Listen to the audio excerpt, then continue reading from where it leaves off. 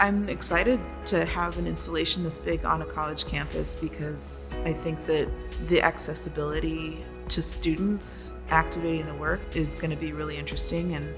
seeing how it might kind of fold into curriculum would be fun. And I also think, in my experience, there's a really kind of wide variety of demographics that come through a university, and that's an ideal space for what I do. This will be the second kind of major installation I have in Buffalo, and visiting the city over the last few years has been really interesting, and I think important for developing the work that I'm doing now. The exhibition is the first kind of scale up of a research project that I began a few years ago that I am calling Afrotecture's Recollection. Is basically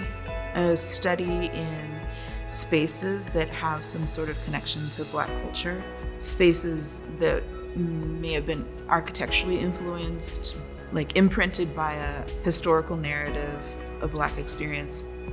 so that it paints a broader picture of what Black space is to me, which in the end I'm hoping for such a broad spectrum of spaces that people will kind of realize that Black space is all space.